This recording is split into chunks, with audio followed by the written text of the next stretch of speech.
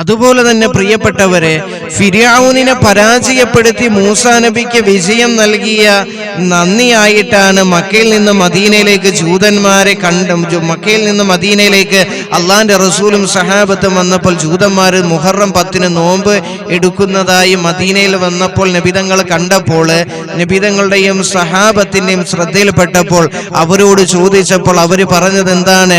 ഫിർഔനിനെ പരാജയപ്പെടുത്തി മൂസാ നബിക്ക് വിജയം നൽകിയതിന്റെ നന്ദി കാരണത്താലാണ് ഞങ്ങൾ നോമ്പ് പിടിക്കുന്നതെന്ന് ജൂതന്മാര് പറയുമ്പോൾ അള്ളാഹുവിന്റെ പ്രവാചകൻ സ്വല്ലല്ലാഹു അലൈഹി വസല്ലമ തങ്ങള് അവിടുന്ന് പറഞ്ഞു, മൂസാ നബി അലൈഹിസ്സലാമിന് നിങ്ങളെക്കാൾ കൂടുതൽ അടുപ്പമുള്ളത് ഞങ്ങൾക്കാണ്. അതുകൊണ്ട് അള്ളാന്റെ റസൂൽ സ്വല്ലല്ലാഹു അലൈഹി വസല്ലമ തങ്ങള് സഹാബത്തിനോട് പറഞ്ഞു, സഹാബത്തെ ആ ദിവസം നിങ്ങൾ നോമ്പ് പിടിക്കുക. ജൂതന്മാരോട് എതിരാകാൻ വേണ്ടി നിങ്ങൾ എന്ത് ചെയ്യണം? താസ്വഇലെ 9ാമത്തെ നോമ്പ് നിങ്ങൾ പിടിക്കണമെന്ന് മഹാനായ നബി മുഹമ്മദ് മുസ്തഫ സ്വല്ലല്ലാഹു അലൈഹി വസല്ലമ തങ്ങൾ അവിടുന്ന് സഹാബത്തിനോട് പറഞ്ഞു കൊടുക്കുകയാണ്. കാരണം മതത്തിന്റെ ഒരു ആരാധന, ഒരു മതത്തിന്റെ, നമ്മുടെ പരിശുദ്ധമായ ദീനുൽ ഇസ്ലാമിന്റെ ഒരു ആരാധനാ കർമ്മം അത് മറ്റൊരു മതവുമായി സാദൃശ്യം ഉണ്ടാകാൻ പാടില്ല.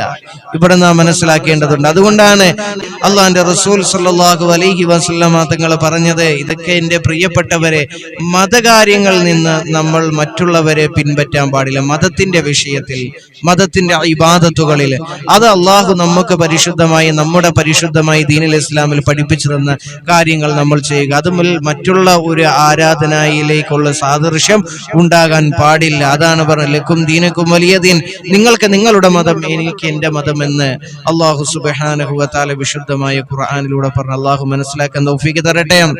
അതുപോലെ തന്നെ മുഹറം 10 ചരിത്ര പ്രാധാന്യമുള്ള അനേകം സംഭവങ്ങൾ മുഹറം സാക്ഷിയാണ്. നമ്മൾ മനസ്സിലാക്കണം.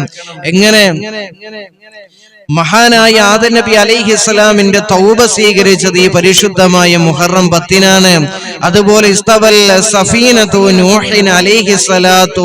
നൂഹ് അലൈഹിസ്സലാത്തു വസ്സലാം അലൽ ജൂദി, അതായത് മഹാനായ നൂഹ് നബി അലൈഹിസ്സലാമിന്റെ കപ്പല് നങ്കൂരമിട്ടത്, ജൂദി പർവ്വതത്തിൽ നങ്കൂരമിട്ടത് ഈ പരിശുദ്ധമായ മുഹറം മാസത്തിലാണ്. മുഅ്മിനീങ്ങളെ, നജാതു ഇബ്രാഹിമ മിനൻ നാരി, നമ്രൂദിന്റെ തീക്കുണ്ടാരത്തിൽ നിന്ന് അല്ലാഹു സുബ്ഹാനഹു വ തആല ഇബ്രാഹിം നബി അലൈഹിസ്സലാമിനെ രക്ഷിച്ചത് ഈ പരിശുദ്ധമായ മുഹറം 10നാണ്.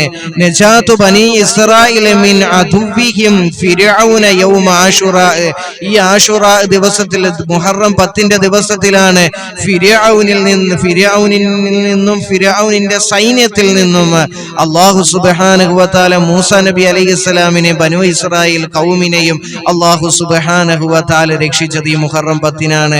നജാത്ത് യൂസുഫ് മിൻ സിജിൻ, അതായത് മഹാനായ യൂസുഫ് നബി അലൈഹിസ്സലാമിന് ജയിൽ മോചനം നൽകിയതും ഈ പരിശുദ്ധമായ മുഹറം 10നാണ്.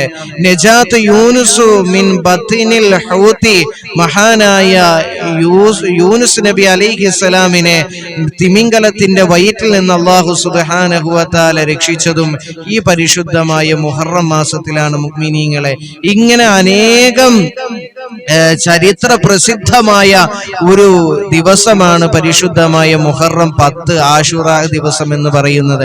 അതുകൊണ്ട് ആ ദിവസവും നമ്മൾ നോമ്പ് പിടിക്കുക. അള്ളാഹു മനസ്സിലാക്കാൻ തൗഫീഖ് തരട്ടെ. ഈ 6-7 ദിവസങ്ങളിലാണ് മുഹറം 9ഉം 10ഉം, ആ ദിവസങ്ങളിൽ നോമ്പ് പിടിക്കുക. അപ്പോൾ ജൂതന്മാരുടെ എതിരാവുന്നതിന് വേണ്ടി അള്ളാന്റെ റസൂൽ കൽപ്പിച്ചതുപോലെ നിങ്ങൾ താസ്വായിലെ 9ാമത്തെ നോമ്പും കൂടെ പിടിക്കുക. അള്ളാഹു നമ്മുടെ ഇബാദത്തുകളെല്ലാം പരിപൂർണമായും സ്വീകരിക്കുമാറാകട്ടെ.